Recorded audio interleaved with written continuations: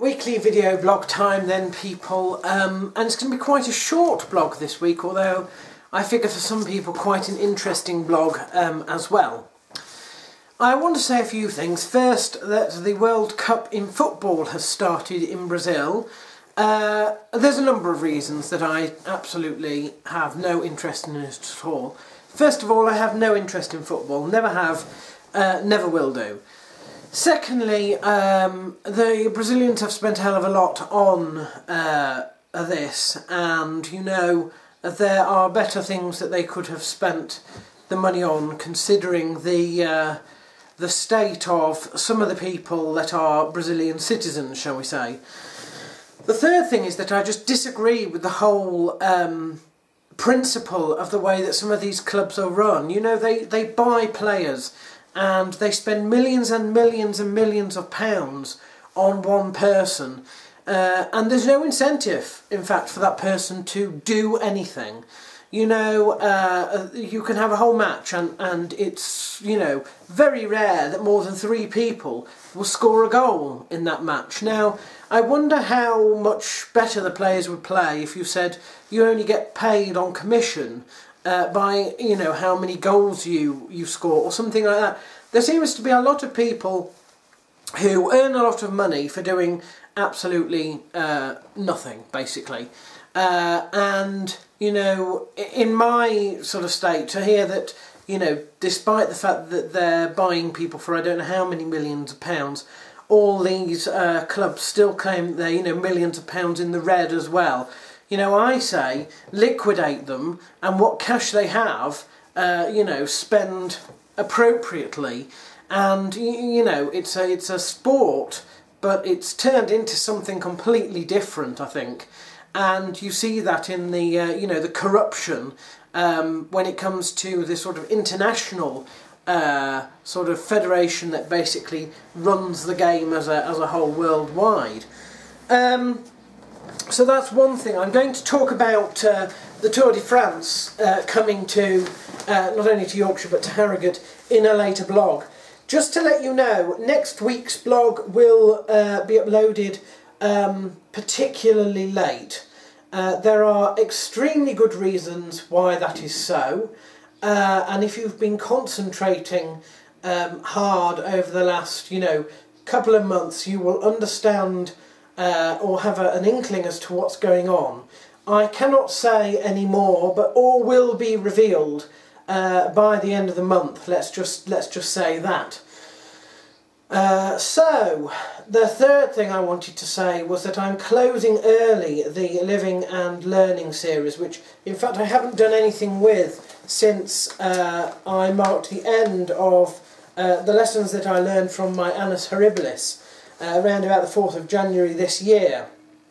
And the reason I'm not doing it is twofold. One is there's a lot to it that I can't really explain very easily. And secondly, it's moved away from lessons that I've learnt because of the way my mind works, lessons I've learnt from the inside, and lessons towards lessons that I've learned from the outside, towards, you know, the way that institutions have particularly affected me, particularly one.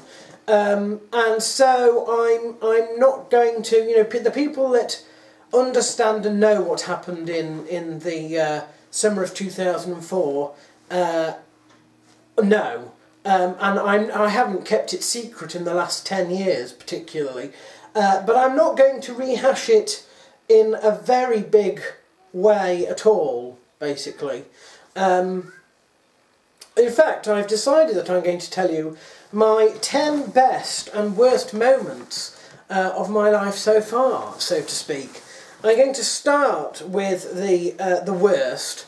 At number 10, I have scored my appendix. You know, in 1993 I was on holiday when I had what's known as grumbling appendicitis. And it was worse than I'd ever had it before. I didn't even know what it was. I'd had sort of stomach aches before, but this was pretty bad. There was we arrived there the first day, and there was a big storm that night, and I woke up with this terrible pain that persisted all the way through the week. On Friday, I was taken to the doctor's because I had got no better, whilst my mother went shopping for shoes, in fact, in Cromer, only to return to find that the doctor had been very worried, sent me straight to Norwich Hospital, and I had it out that night, in fact. And this wasn't keyhole surgery, this was back in the days when they literally sliced you open. I've got a huge scar, you know, that runs all the way across. Still, you can still see it. So that, I think, was at number 10. At number 9 was failing my cycling proficiency. Do you know, in junior school we used to have cycling proficiency, which was the legal thing which allows you to cycle on the road, that nobody actually takes any notice of anymore. But at the time it was quite important, and I remember that there was 2 chances to take it. The first chance, I got spooked by a lorry that came a little bit too close to me, and I ended up putting my foot down on the curve, you see, so I didn't pass. And then the second time was less than half an hour later, and I had just was unable to get my composure back. I can laugh about it now, but at the time I was seriously sad about that for a very long time. Number 8 is one of 2 moments during my annus horribilis which I remember vividly, and it was a moment when we first went to the doctors after I came back to Harrogate after university, and it had been raining, and you know how sometimes the floor is shiny when it was raining. Well, it was shiny anyway, but my eyes were seeing this floor sort of move and open like a sort of as if it was made of gas, you know, and different levels of brightness. Anyway, I'll never forget that. So there we are. Number 7 was the death of my grandmother, my paternal grandmother. She died of cancer, and you know, I miss her terribly, and so that's on the list there. Number 6 is breaking my fingers, and it's because it's the only time I've ever really broken anything at all. I broke them, in fact, falling over a curb when I was down in London in 2005 because I was wearing sandals. I have never worn sandals since. I literally was just crossing the road, tripped on the curb going up, and crashed into railings. And I broke them quite bad. This finger's never been right since. They just ignored that one, basically. But the other one had K-wires blowing in the breeze for, you know, 6 weeks after, because it was sort of a cylindrical break, if that makes sense. Anyway, moving on. Number 5 is the first war I had with my landlord who owned Granville, Mr. Scott. And the reason that is difficult was not because he wasn't in the right. He happens to have been pretty much in the right with what he was concerned about, and that was the state of the flat, basically. But rather than coming to me and talking to me, he seemed to think it was okay to go straight to my parents, which annoyed me because I felt it wasn't really showing me the respect that I deserved. And, of course, they were not particularly pleased with, you know, his intervention either. So that ranks quite highly as a bad point.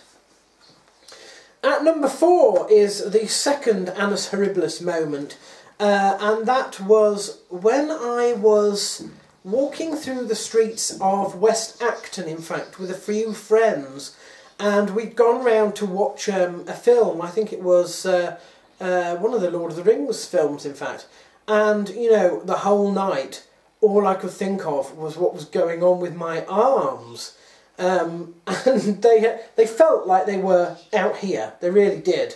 They weren't. They looked completely normal. But the sensations that I had in my extremities at that time, it was really, really weird. And the thing was that I couldn't stop thinking about it for a second. And you will know that The Lord of the Rings is a very, very, very long film. And all the way through, I still don't remember any of the story at all. I was that concerned about the state of my health. So there we are. Number 3 has to be the death of my grandfather, who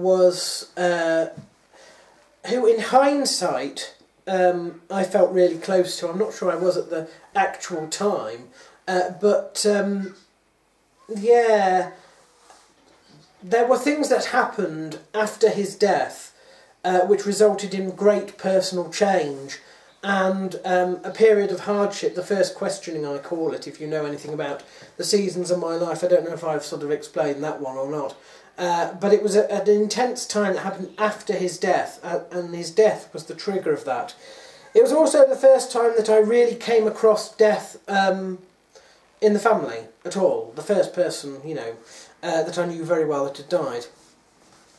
Point two was a thing that I would have brought up, in fact, in my Living and Learning blog. In about a week and a half's time, we passed the 10-year marker of me being brought into a meeting, completely, you know, surprised.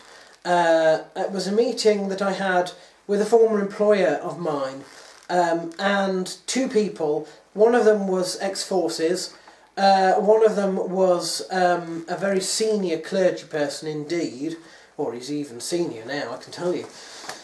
And they basically tried to threaten me to leave, in fact. It was a meeting where I was told to resign or I would be fired. It triggered a war in 2004 between me and an institution that went on for about 3 months and changed forever the way I think about society, the way I think about religion, the way I think about the church, the way I think about human nature. It changed absolutely everything. If I was to say that those two people, along with two others, during the same period, the same conflict, are probably combined the single most destructive force, I think, that's happened externally, that hasn't been triggered by my own self in some way. They are probably the people that have done me the most wrong in 33 odd years. Of course, the number one spot has to go to Pandora, which is what I call what happened on the 8th of April in 2003, and you'll know about that because I started the Listening and Learning because next week's blog is going to be uploaded so late. I'm actually going to do 2 weeks worth of birthdays in this one blog. So if your birthday happens to fall basically in 2 weeks' time, I do apologise, but you know, better that you get a birthday greeting than have it about 10 years too late. So, let's begin. We've got Chris Weidman, Mr. Podcower, Tom Wilkinson, Miriam Morell, Nick Marmalis, Duncan Ellison, Simone, Kim Kendall De Silva, who I used to live with, in fact, Liz Edgerton, Ollie Thackeray, Carlo Prata, Eddie Wineland. We would have loads and loads of birthdays, wouldn't we, for these 2 weeks? David Wren, Casey Ryan, Clayton Bigglesworth, Jason Young, Fabio Mello, Jimmy Rivera, Gilbert Weevil, Vince Ramos, Mike Parker, and I think actually that has covered the 2 weeks, hasn't it? Pretty much, yes. That in fact gets me to Tuesday the 1st of July, and that is when that is where I am going to stop. So happy birthday to all of those. Sorry it's been an incredibly long blog to listen through, blah blah blah blah blah, but yes, it'll be a while before you hear from me now.